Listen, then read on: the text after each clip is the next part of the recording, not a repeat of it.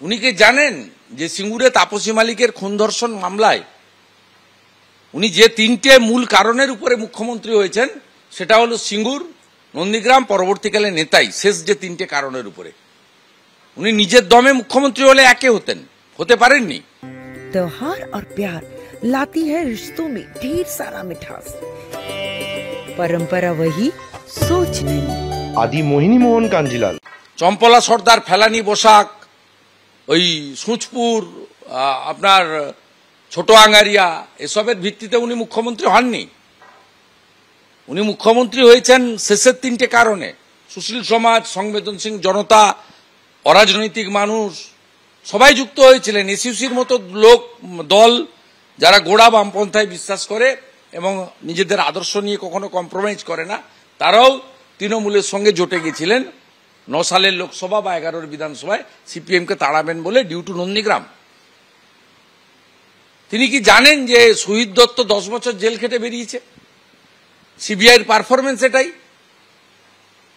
তিনি কি জানেন যে অনুজ পান্ডে, ডালিম পান্ডেরা 12 বছর জেল খেটে তারপরে যাবজ্জীবন যে সাজা তার মুক্তি পেয়েছেন?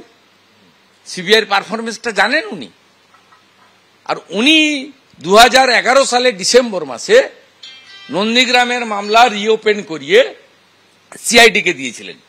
সিআইডি মুম্বাই থেকে লুকিয়ে থাকা লক্ষণ শেঠকে অ্যারেস্ট করেছিল। 181 দিন লক্ষণ শেঠ জেল খেটেছেন। 25 জনের নামে সিআইডি চার্জশিট দিয়েছে ওই মামলাতে, ফাইনাল চার্জশিট। সেই মামলায় কনভিকশন দিতে পারেনি সিআইডি। উনার দপ্তরে জানেন উনি চরম মিথ্যাবাদী। খুব লজ্জা, এরকম একটা মিথ্যাবাদী মুখ্যমন্ত্রী পশ্চিমবাংলার চেয়ারে বসে আছে আর আমাদের তাদের কথা শুনতে হচ্ছে। আর তারপরে যে প্রেস কনফারেন্সটা, টেন্টেড ডিজি রাজীব কুমার, যাকে ভোট এলে সরিয়ে দেওয়া হয়, সিঙ্গুর খ্যাত একটা বাঁদর সুপ্রতিম সরকার, আরেকটা বড় চাটুকার আলাপন বন্দ্যোপাধ্যায়, যার গোটা গোষ্ঠী এই সরকারের কাছ থেকে বেনিফিটেড, এরা আরেকটা প্রেস কনফারেন্স করেছে চিকিৎসকদের এবং হসপিটালের নিরাপত্তা।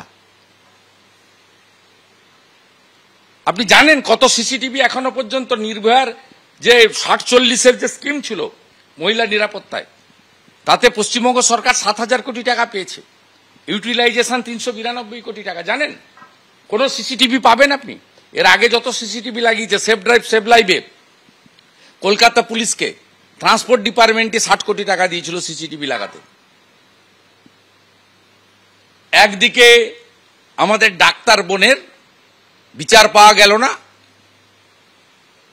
অন্যদিকে জুনিয়র ডাক্তারদের আন্দোলনকে সুপ্রিম কোর্টকে দেখিয়ে প্রত্যাহার করার জন্য কার্যত বাধ্য করানো হলো।